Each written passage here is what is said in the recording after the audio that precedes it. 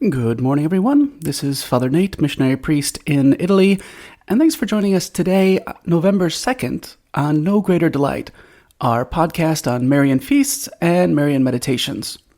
So today, November 2nd, we celebrate the commemoration of all the faithful departed. There's also a couple other celebrations in Abbeville, France. It's the celebration of Our Lady of Emminont. The shrine is known for many miracles and pilgrimages, although it's hard to ascertain the origins of the devotion.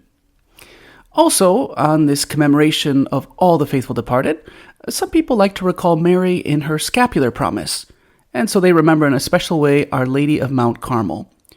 For those of you who are unfamiliar with this excellent devotion, the scapular, which comes from the Latin scapula, meaning shoulder, consists of two small pieces of cloth connected by strings, and they're worn over the shoulders, hence the name, as a symbol of protection of and devotion to the Blessed Virgin Mary. This devotion traces its origins back to an apparition of Mary to Saint Simon Stock. He lived between 1165 and 1265. In this vision, as she handed him the scapular, Mary told Saint Simon, "This will be for you and for all the Carmelites the privilege, that he who dies in this will not suffer eternal fire." In other words, Our Lady's scapular promise is that those who faithfully wear it will not suffer the eternal damnation of hell, and through the intercession of the Mother of God, will attain the graces of final perseverance unto heaven. For today's reading from True Devotion to Mary by St. Louis de Montfort, we continue with part 2, where he speaks of the excellence of this devotion, the consecration to Jesus through Mary.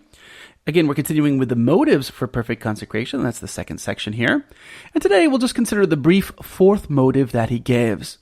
This is point 151. This devotion, faithfully practiced, is an excellent means of making sure that the value of all our good works shall be employed for the greatest glory of God. Scarcely anyone acts for that noble end, although we are all under an obligation to do so. Right? We're all supposed to act for God's greater glory to make his kingdom grow. And he says, but oftentimes this doesn't happen, right? Either we do not know where the greatest glory of God is to be found, or we do not wish to find it. But our Blessed Lady, to whom we cede the value and the merit of the good works that we may do, knows most perfectly where the greatest glory of God is to be found.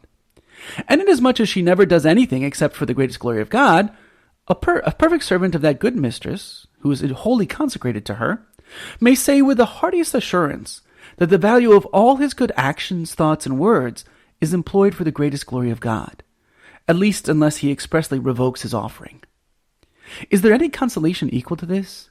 For a soul who loves God with a pure and disinterested love, and who prizes the glory and interests of God far beyond his own? So again, the fourth motive then in like a summary form, it's that we make sure that everything we do is for God's greatest glory.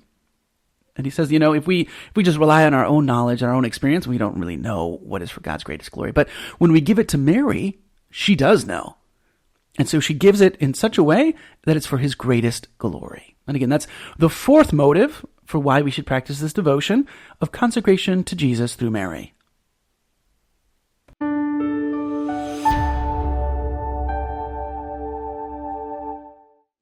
Thank you for listening, and we hope you enjoyed our Marian podcast. As St. John Paul II teaches us, from Mary we learn to love Christ, her Son, the Son of God. Through her intercession, may we grow ever closer to him. We encourage you to share this with a loved one or friend and help spread our devotion to Mary. Thank you, and God bless.